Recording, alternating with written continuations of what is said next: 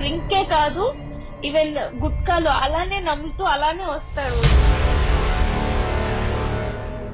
మళ్ళీ నన్ను వచ్చి ఫిజికల్ గా చేయడము, ఈ 2 days వరకు చాలా నరకం అనుభవిస్తాను.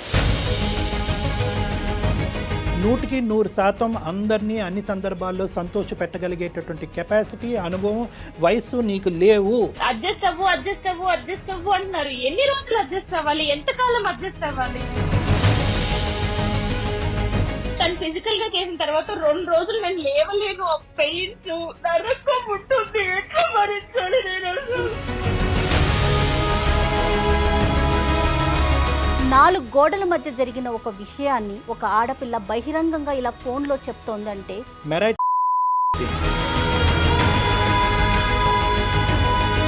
ఇది సనాతనంగా మనకొస్తున్న ఆచార సాంప్రదాయాలు. నువ్వు అడ్జస్ట్ అయ్యి అక్కడే పడుండాలా? ఎంత నరకమైనా సరే ఇంకా పడుండాలా? అక్కడే చచ్చిపోవాలా? ఊరంతా నా గురించి ఇది తిరిగిపోతుంది, కొన్నైతే చెప్పుకోలేము. అంత గలీజ్గా మా ఊరు మొత్తం ప్రచారం చేశారు. ఇలాంటి సైకో వ్యక్తులను అసలు మార్చుకోలేమా డాక్టర్ గారు? పెళ్లి చేస్తే కనుక సెట్ అయిపోతారు అనేటటువంటిది ఒకటి ఉందమ్మా. అది ఇంకొకళ్ళ నెత్తి మీద రుద్దటమే కదా డాక్టర్ గారు? ఎంత అన్యాయం కదా ఇది. ఇంట్లో కూడా అర్థం చేసుకోవట్లేదు. ఎవరికి చెప్పాలి? చచ్చిపోవాలని ఉంది నాకు. వెల్కమ్ టు అందమైన జీవితం. నమస్తే డాక్టర్ గారు. నమస్తే అమ్మా. జయ. డాక్టర్ గారు, అందమైన జీవితం అనే ఒక కొత్త కాన్సెప్ట్తో మనం ప్రజల ముందుకు వెళ్తున్నాము. వాళ్ళ సమస్యని మనకి మెయిల్ చేయమంటున్నాం, మనమే కాల్ చేస్తున్నాం. అయితే నేను 100ల్లో వస్తాయి అనుకున్నా, వేలల్లో వచ్చేస్తున్నాయి మెయిల్స్. అసలు హ్యాండిల్ చేయలేకపోతున్నాను కళ్యాణ్ గారు. నేనైతే వాటిలో ర్యాండమ్గా పిక్ చేస్తున్నానంటే ఒక దాని తర్వాత ఆ మెయిల్ యొక్క తీవ్రతను బట్టి, వాళ్ళ సమస్య యొక్క తీవ్రతను బట్టి కాల్ పిక్ చేసుకొని మీతో నేను మాట్లాడించే ప్రయత్నం చేస్తూ ఉన్నాను. డెఫినెట్గా ఎవరు ఫీల్ అవ్వద్దండి. ఖచ్చితంగా మీ అందరి మెయిల్స్ మేము మాట్లాడతాము. అందరి గురించి, అందరి సమస్యల్ని డిస్కస్ చేసే ప్రయత్నం అయితే చేద్దాం కళ్యాణ్ గారు. తప్పకుండా. అయితే బళ్ళారి నుంచి ఒక మెయిల్ చేశారండి. సువర్చల ఒక మంచి ఫ్యామిలీ నుంచి వచ్చిన అమ్మాయి, పెళ్ళయింది. భర్త మానసిక వేదనతో తను ఏం చేయాలో అర్థం కాక సూసైడ్ చేసేసుకోవాలి అనే ఒక నిర్ణయానికి వచ్చి మనకి మెయిల్ చేసింది. అంటే తను చెప్పుకోలేని సమస్యలతో బాధపడుతుందట. పెళ్ళై సంవత్సరమే అవుతోంది. ఒక రకంగా ఒక్క మాటలో చెప్పాలంటే నా భర్త సైకో అని పెట్టింది. మరొకసారి లైన్లో తీసేసుకుందాం. తప్పకుండా. ఏజ్ ఎంత? ఏజ్ 24 సువర్చల అండి? అవునండి. నేను సుమన్ టీవీ అందమైన జీవితం ప్రోగ్రామ్ నుంచి చేస్తున్నానండి. చెప్పండి. మీరు మాకు మెయిల్ పెట్టారు సువర్చల. అవునండి. మీ మెయిల్ గురించి నేను బ్రీఫ్గా ఆయనకి చెప్పాను. ఒక్కసారి మీరు కూడా మాట్లాడండి. అమ్మా సువర్చల, నమస్తే అమ్మా. నమస్తే అండి. నమస్తే అమ్మా. చెప్పమ్మా, నీ ప్రాబ్లం ఏంటో కొద్దిగా చెప్పమ్మా. అంటే నేను హ్యాపీగా జాబ్ చేసుకుంటూ ఉంటే ఇంట్లో వాళ్ళు పెళ్లి సంబంధం చూసారు కదా, ఇంట్లో వాళ్ళ ఇష్ట ప్రకారం పెళ్లి చేసుకున్నాను. మా ఫ్యామిలీ వచ్చేసి బెల్లారిలో ఉంటానండి, చాలా లాంగ్. కానీ మేము జాబ్ ఇక్కడ చేస్తాం కాబట్టి హైదరాబాద్ లో హస్బెండ్ తో పాటు ఉన్నాను. ఓకే. బట్ పెళ్ళైనప్పటి నుంచే ఇంకా డైలీ వచ్చి టార్చర్ చేయడము, కొట్టడము, లేట్ నైట్ ఇంటికి రావడము, అది ఇంకా ఇది చెప్పొచ్చో లేదో తెలియదు కానీ అసలు భార్యకి నాతో ఫిజికల్ గా కలవడం ఇష్టమో లేదో అని కూడా కనుక్కోడు. ఫిజికల్ గా వచ్చి సినిమాలో చూపిస్తారు కదా రేప్ చేసినట్టు, వచ్చి బలవంతంగా చేసేవాడు. ఈవెన్ ఎంత టార్చర్ ఉండదంటే తను గుట్కాలు, సిగరెట్లు అన్ని తాగి అవి నములుకుంటూనే నాతో ఉండేవాడు. అది ఎవరికి చెప్పుకోవాలో కూడా అర్థం కాకపోయేది. సువర్చల ఇంట్లో ఎవరెవరు ఉంటారండి? హైదరాబాద్ లో ఉన్నప్పుడు నేను మా వారు మాత్రమే ఉండేవాళ్ళము. ఇంకా నైట్ ఏ టైం పడితే ఆ టైం ఫ్రెండ్స్ ని తీసుకొచ్చి నాకు అది వండి పెట్టు, ఇది వండి పెట్టు, నువ్వు ఇప్పుడు చేస్తావా లేదా. మ్యారేజ్ కి ముందు ఇతని గురించి నీకు ఎంత అవగాహన ఉందమ్మా? అంటే పెళ్లికి ఎంగేజ్మెంట్ కి, పెళ్లి చూపులకి మధ్యన ఎంత గ్యాప్ ఉందమ్మా? అంటే మా ఎంగేజ్మెంట్ కూడా అవ్వలేదన్నమాట. ముహూర్తాలు పెట్టుకున్నారు, ఎంగేజ్మెంట్ వద్దు అని చెప్పి డైరెక్ట్ గా పెళ్లి చేశారు. యాక్చువల్లీ ఇంకో విషయం ఏంటంటే అతనికి పెళ్లికి ముందే ఒక ఎంగేజ్మెంట్ క్యాన్సిల్ అయిపోయిందంట. ఎంగేజ్మెంట్ అయిపోయిన తర్వాత పెళ్లి క్యాన్సిల్ అయిపోయింది. ఆ విషయం ఊర్లో వాళ్ళందరికీ తెలుసు కానీ మాకు చెప్పలేదు. అంటే అబ్బాయి ఏమన్నా ఇప్పుడు మేము అడిగితే అబ్బాయి మంచోడే అనుకున్నామమ్మా, ఇంత దారుణంగా చేస్తాడని అనుకోలేదు మేము. ఎవరిని అడిగారు సువర్చల మీరు? అంటే అబ్బాయిది మాది ఒకటే ఊరు. అంటే ఈ కోవిడ్ లాక్డౌన్ వల్ల మేము ఇంటికి వెళ్ళిపోవాల్సి వచ్చింది, అక్కడే ఉంటున్నాము. వాళ్ళు మేము ఒకటే ఊరు, అంటే పక్క వీధి, అంటే కొంచెమే గ్యాప్ అన్నమాట వాళ్ళ ఇంటికి మా ఇంటికి. ఓకే. ఏం చేస్తుంటాడు అతను? Software engineer. ఓకే. మీ ఇద్దరు ఏజ్ గ్యాప్ ఎంతమ్మా?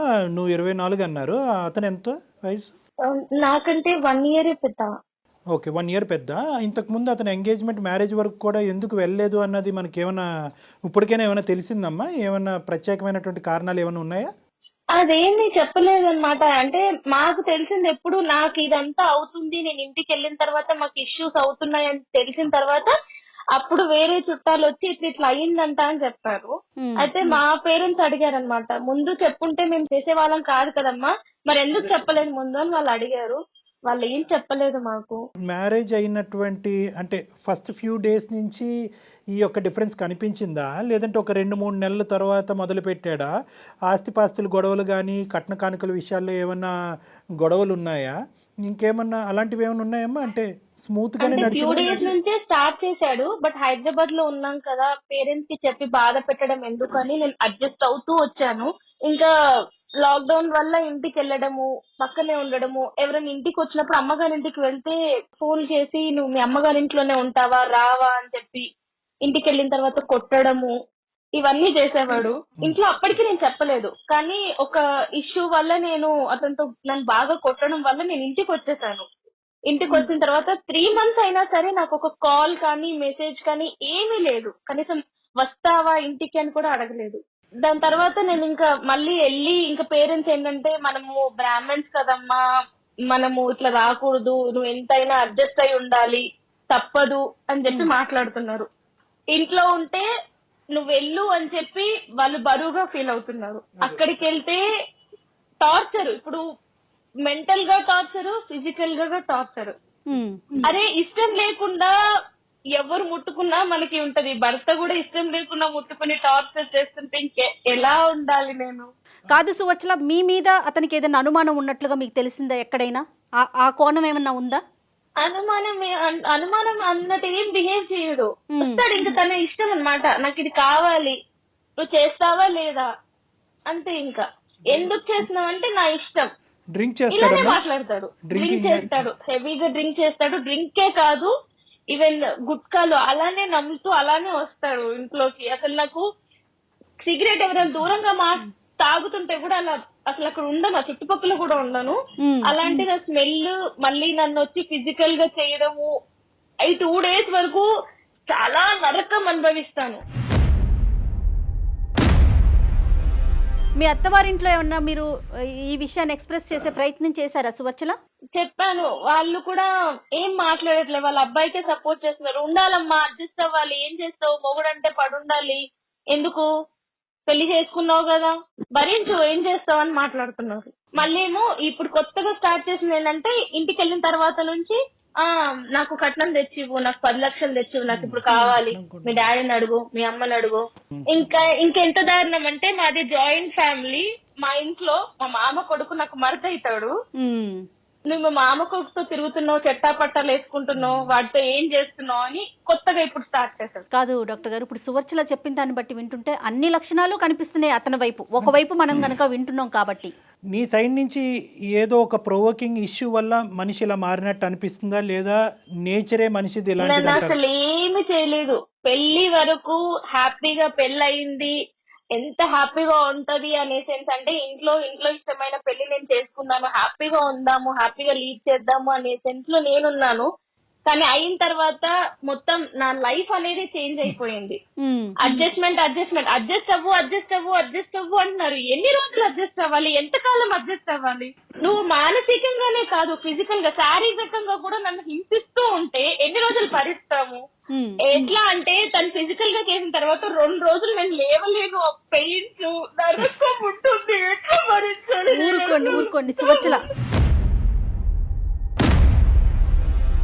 ఇంట్లో కూడా అర్థం చేసుకోవట్లేదు, ఎవరికి చెప్పాలి? చచ్చిపోవాలని ఉంది నాకు. కానీ మీ ప్రోగ్రామ్ చూసి ఒక్కసారి మిమ్మల్ని అడుగుదాము, ఏం చెప్తారు అని చెప్పి ఫోన్ చేశాను. చచ్చిపోవటం, ఆత్మహత్య అనేటటువంటిది సొల్యూషన్ కాదు. నువ్వు చాలా చిన్న అమ్మాయివి.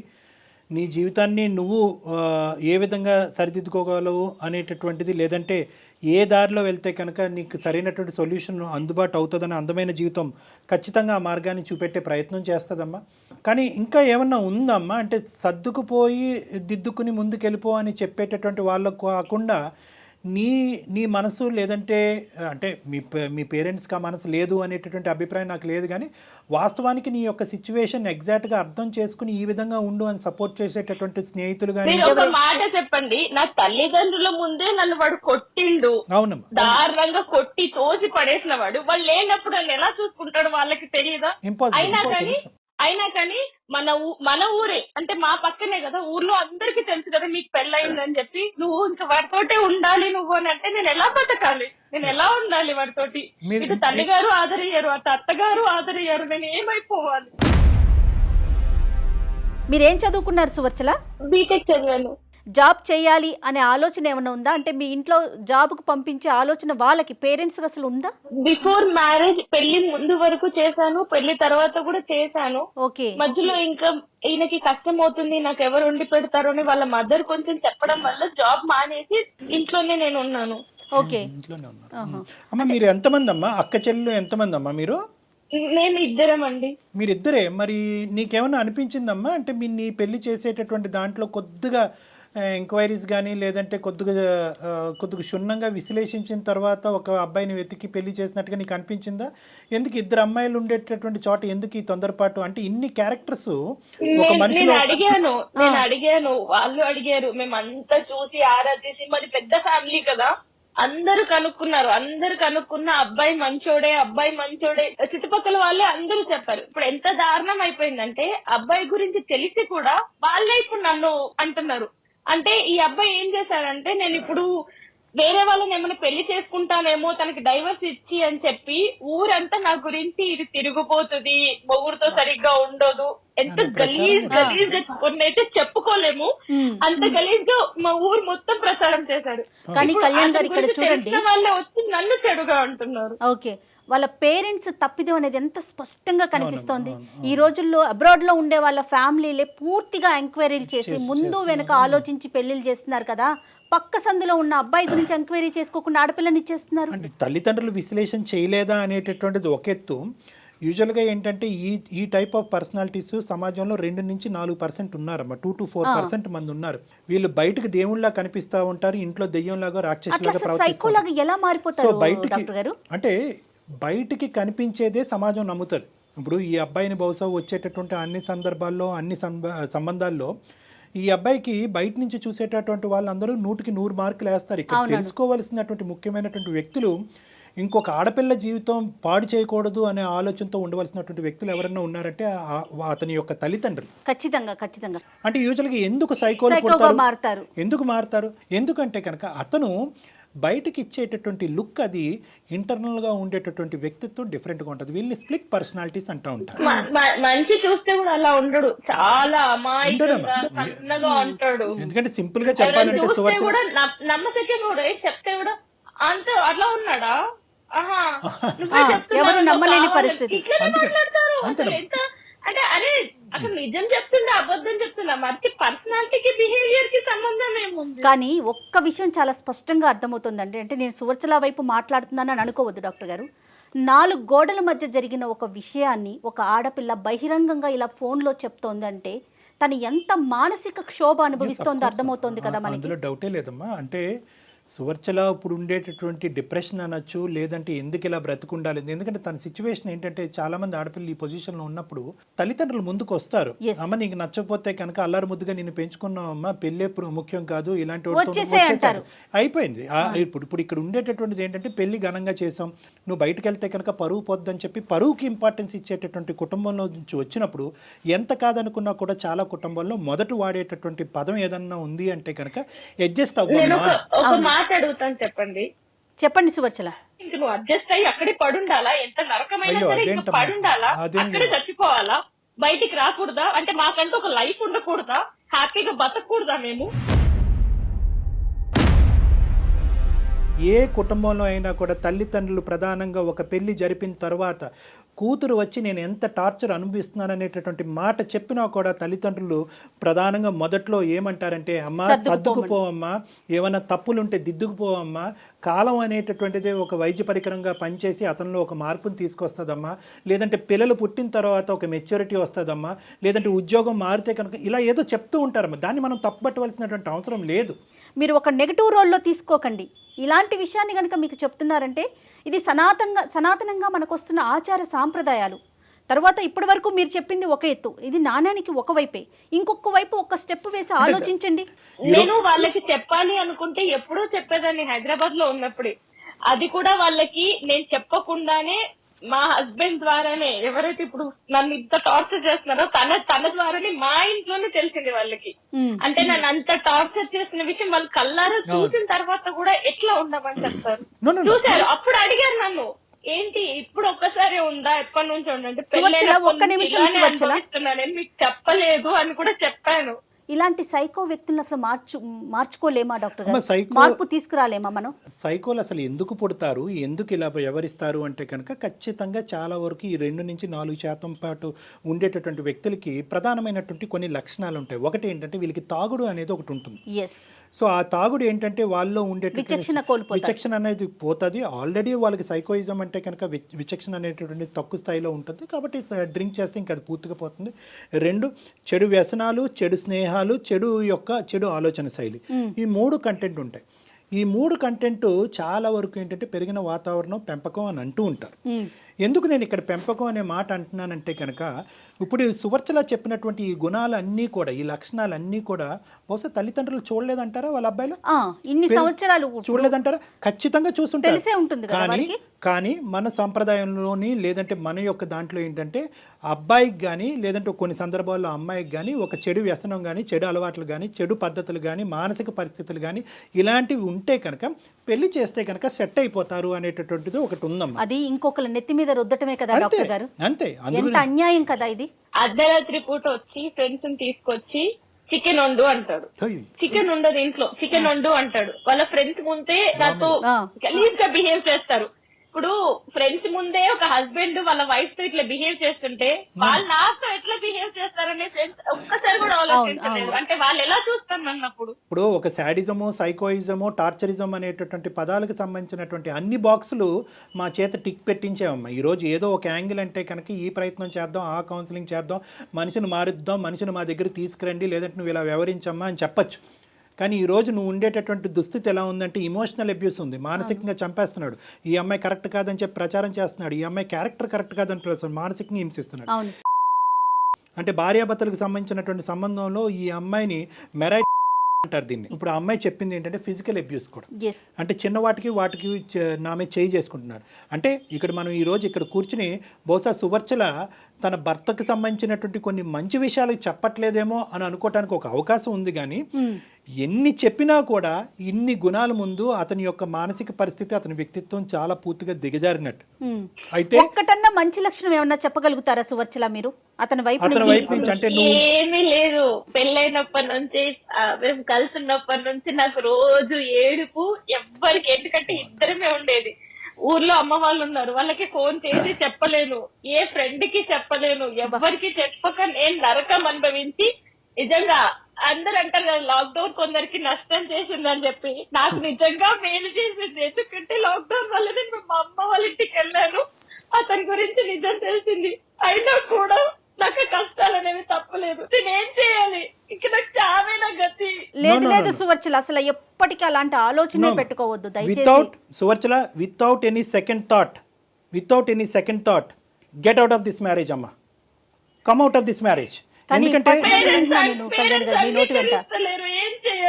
నో ఇది ఏంటంటేనమ్మా, బేసికలీ ఇక్కడ నువ్వు ఏడవటం, చనిపోవటం, లేదంటే చంపబట్టం, ఈ 3 అంశాల్లో ఏదో ఒకటి జరుగుతుందమ్మా నీ జీవితంలో. ఇటువంటి వ్యక్తి కాదు కళ్యాణ్ గారు, ఒక్క నిమిషం వాళ్ళ పేరెంట్స్ తో మాట్లాడించే ప్రయత్నం చేయలేమా? చేయవలసినటువంటి ప్రయత్నం ఏదన్నా తల్లిదండ్రుల ద్వారా చేయాలి అనేటటువంటి ఆలోచన తనుకుంటే ఖచ్చితంగా చేయాలి. కానీ తన నిర్ణయం మీద తను నిలబడేటటువంటి శక్తి సామర్థ్యాలు తను పెంపొందించుకోవాలి. ఎస్ నువ్వు ఒక నిర్ణయం తీసుకొని నేను అబ్బాయితో విడిపోతాను అన్నా కూడా నువ్వు విడిపోతే మేము చచ్చిపోతాము. ఒకటి సువర్చల అమ్మ, you cannot satisfy 100% of the people 100% of the time. ఈ ఈక్వేషన్ ఎప్పటికీ గుర్తుపెట్టు. 100% అందరినీ అన్ని సందర్భాల్లో సంతోష పెట్టగలిగేటటువంటి కెపాసిటీ, అనుభవం, వయస్సు నీకు లేవు. తల్లిదండ్రుల దగ్గర నుంచి బ్లాక్మెయిల్ వచ్చినా ఏది వచ్చినా ఇది నీ జీవితానికి సంబంధించినటువంటి అంశం. ఒక్కసారి అర్థం కానటువంటి తల్లిదండ్రులకి 2 సార్లు చెప్పు. నీ ద్వారా అర్థం కానటువంటి తల్లిదండ్రులకి నీ ద్వారా నీకు సంబంధించినటువంటి వ్యక్తుల ద్వారా చెప్పేటటువంటి ప్రయత్నం చేయి. సోషల్ అబ్యూజ్ అంటే ఏంటో వాళ్ళకి విడమర్చి చెప్పు. అబ్యూజ్ అంటే ఏంటి అన్నది వాడికి విడమర్చి చెప్పు. ఇమోషనల్ అబ్యూజ్ ఏంటి అన్నది విడమర్చి చెప్పు. ఫిజికల్ అబ్యూజ్ అన్నది ఏంటి విడమర్చి చెప్పు. ఎందుకు అంటే కనుక చాలా సందర్భాల్లో నేను ఇందాక అన్నట్టుగా అడ్జస్ట్ అయ్యి వేచి చూడు అనేటటువంటి పదం ప్రతి కుటుంబంలో ప్రతి తల్లిదండ్రులు వాడేటటువంటిది. కానీ ఇక్కడ చూడవలసింది ఏంటంటే డ్యూరేషన్ ఆఫ్ టైం. అంటే కేవలం సంవత్సరంకే ఈ అమ్మాయి ఎలాంటి నిర్ణయం అనేటటువంటి అంశానికంటే ఇక్కడ ప్రధానంగా చూడవలసింది ఏంటంటే Suvarchala the intensity of the torture and the quality of the torture. అంటే అన్ని రంగులు అన్ని హంగుల్లో ఒక మనిషి భరించలేక ఈరోజు సువర్చల మనతో ఇలా ఫోన్ చేసి మాట్లాడుతుంది అంటే కనుక అందమైన జీవితం ఈ వేదిక ఉండటం వల్ల అమ్మాయి ఫోన్ చేసి చెప్తుంది. లేదంటే ఈ అమ్మాయి ఈ రోజు ఇంకో ఆత్మహత్య ధోరణం ఇంకో పనికి పూనుకోలేదు అనేది గ్యారంటీ లేదు కదా. అవును. సొల్యూషన్ ఏం చెప్తారు ఫైనల్ గా చెప్పండి. Know the thing is Suvarchala, ఇక్కడ సొల్యూషన్ ఈజ్ స్ట్రైట్ ఫార్వర్డ్ అమ్మా. ఇక్కడ ఏంటంటే అన్ని కెపాసిటీస్లో అన్ని విధాలుగా అమ్మ Suvarchala, are you there? Okay అమ్మ, నువ్వు గుండె నిబ్బరం చేసుకుని ధైర్యంగా ఉండమ్మా. ఎందుకంటే ఈ రోజు నీకు బోల్డ్ అంత భవిష్యత్తు ఉంది.